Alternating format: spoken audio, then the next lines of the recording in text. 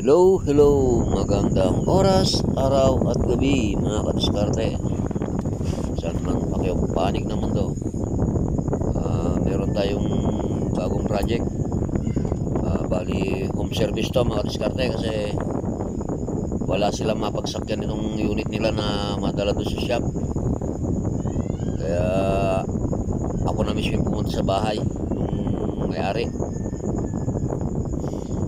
Bali, motor to ng washing machine. May dalawang motor dito. Kung mapapansin nyo, yung isa medyo kalawangin na, pero yung isa okay pa.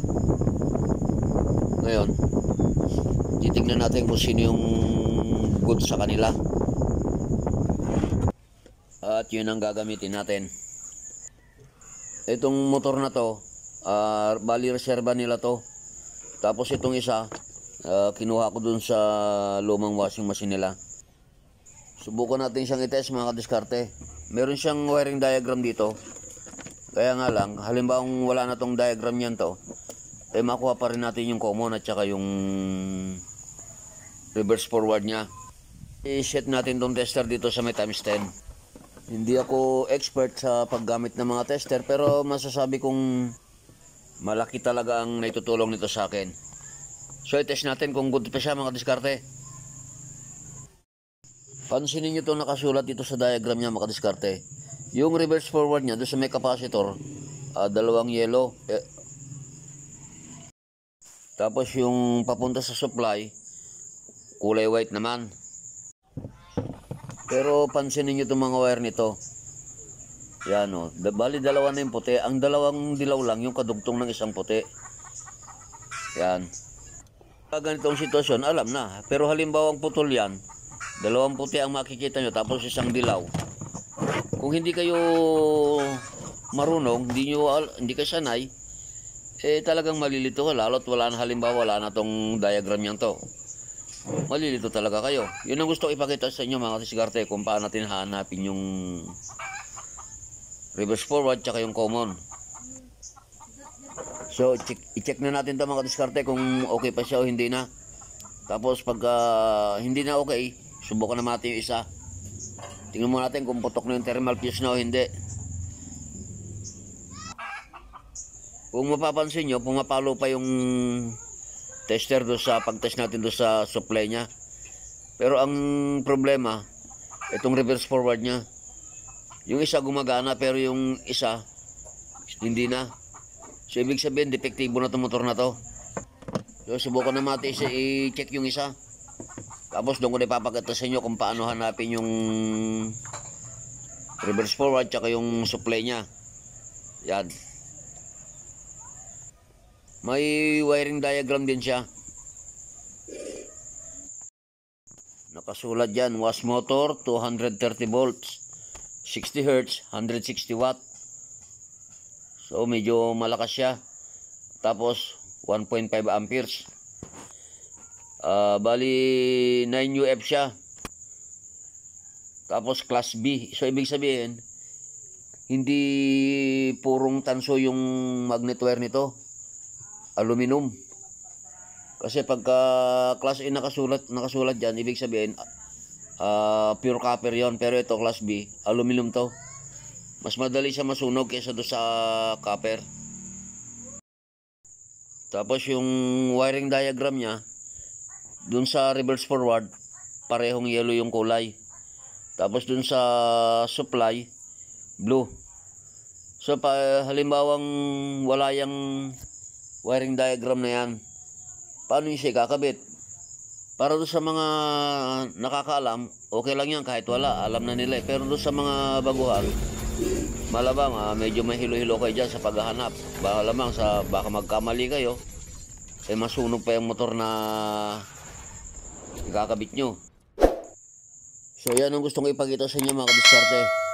Hindi mo natin iisipin na may diagram siya dyan. Hanapin natin yung tamang koneksyon niya para makita nyo rin at para maiwas sunog na rin sa motor na ikakabit nyo. So ngayon, aalamin mo natin mga kadiskarte kung okay pa tong mga wire niya, kung wala pang putol o buo pa yung fuse. bago natin hanapin yung reverse forward niya at yung supply. So ayan mga kadiskarte, okay lahat. So ibig sabihin good pa tong motor na to. Ngayon hahanapin na natin yung reverse forward tsaka yung common niya, yung supply. Pagtitest nito, kailangan makita nyo yung dalawang wire na magkapareho ang reading. Kasi yun yung connection na papunta sa capacitor. Ngayon, kung hindi magkapareho yung reading, ibig sabihin, hindi nyo pa nakukuha yung supply niya. Kaya yun ang hanapin natin. Sa tatlong wire, ipupondo natin yung isang test prod sa isang wire, tapos test natin yung dalawang wire na matitira kung magkapareho ang reading. Ngayon, kung hindi sila magkapareho, ililipat naman natin ulit yung sa ibang wire, yung pagpopondohan natin. Tapos doon sa dalawang matitirang wire, test ulit natin. Ngayon, kung magkapareho na yung reading ng dalawang wire na tinest natin, so ibig sabihin yung pinagpondohan natin ng test prod, yun na yung supply niya. Tapos yung dalawang magkapareho ang reading, yun na yung papunta sa capacitor natin at saka doon sa timer. Yun na kasi yung pinaka reverse forward ng washing machine. So nakita natin mga kadiskarte na yung blue wire, yun yung pinaka-supply niya. Tapos yung yellow tsaka yung puting wire, yun naman yung magkapareho ang reading. Kaya yun ang i-connect natin sa capacitor. Sana malinaw sa inyo yung paliwanag ko mga kadiskarte. Ngayon kung hindi nyo naintindihan, di comment nyo na lang at sasagutin natin yung tanong nyo. So dahil nakuha na natin yung reverse forward tsaka yung supply niya, subukan naman natin i-test kung may grounded yung mga wire niya. Ang pagtetest naman ito, ipupondo natin yung isang test prod sa body ng motor, tapos yung isang wire, yung isang test prod, yun ang didikit natin doon sa mga wire. I-set muna natin yung tester sa continuity. Ngayon, pag pumalo yung tester habang dinidikit natin yung test prod doon sa mga wire, ibig sabihin grounded. Pero kung hindi siya pumalo, ibig sabihin okay yung motor, walang grounded yung wire niya.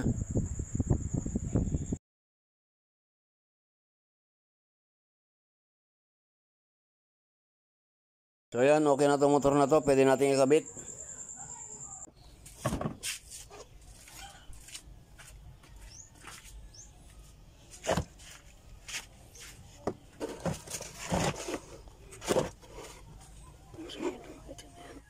Pansinin nyo ito mga kadiskarte, itong mga nangingitim na to, yan. Parang guhit siya na ganyan. Yan yung mga talsik ng tubig na tumatagas. Tumatagas siya na nagmumula dito. Yan, itong water seal o kaya yung oil seal nito. Sa katagalan ng paggamit natin, napupudpud yun, kaya tumatagas yung tubig. Pag tumagas yun, binabasa niya to, itong pulley, tapos nababasa rin yung belt. Kaya kahit gaano kalakas yung motor ng washing machine nyo, kahit gaano kahigpit o kabago yung belt nyo, pag nabasa, wala rin. Mahina rin ikot ng washing machine nyo kasi madulas na yung belt. Lalong-lalo na may mga sabon-sabon pa yun. Umiikot yung motor at saka yung belt, pero itong pulley ng tab hindi na umiikot kasi madulas na nga. Kaya dapat siguraduhin nyo, hindi porket mahina na ikot ng washing machine magpapalit agad kayo ng motor o kaya ng capacitor. I-check nyo yung pinaka oil seal nya o yung water seal kung may tagas na wala. Mahalata nyo naman pag sinilip nyo, may makikita kayong guhit na ganyan na maitim. Yan, tagas ng tubig yan. So i-check nyo para nang sa gayon mapangalagaan nyo rin tong motor, kasi habang katagalan na gano'n ang nangyayari, nababasa yung motor, kinakalawang, nakaka-grounded, hanggang sa masunog na lang. Pero ito, okay pa rin yung oil seal niya kasi pinapalitan niya ito noong nakaraan. Kaya hindi ko na kinalas. So, ikabit natin ito mga diskarte para mayari na. Medyo magtatakip silim na.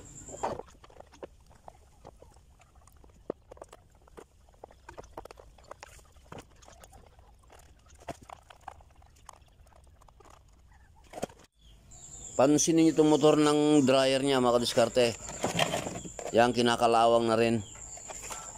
Yan. Natatalsikan din to kaya to ganyan. Kinakalawang siya. Pero sabi ng may-ari, okay pa raw. Gumagana. Yun lang talagang washing ang ayaw. At para naman po sa mga nagtatanong kung ilan ang motor ng twin tab na washing machine, dalawa po. Isa po sa spin motor at saka isa sa wash motor. So yan yung dalawang yan.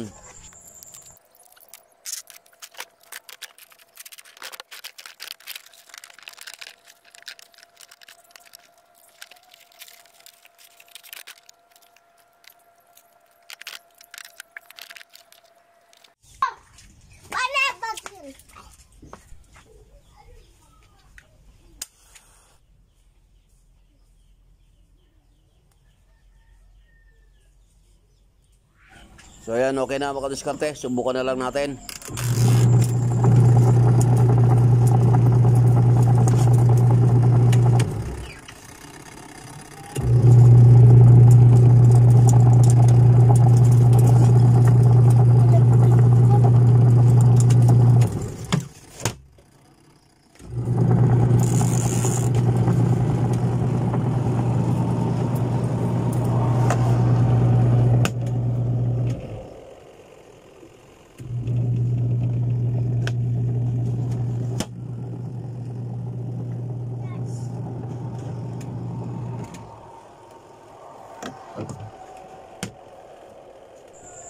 Okay na siya mga diskarte, gumagana na. So kung nagustuhan yung video natin ngayon, please naman po paki-subscribe yung aking channel at paki-pindot na rin yung bell notification para laging updated sa mga susunod na nating mga videos. At huwag nyo na rin po kalilimutang i-like and share. So hanggang dito na lang. Maraming salamat. Bye bye, God bless. At mabuhay po kayo.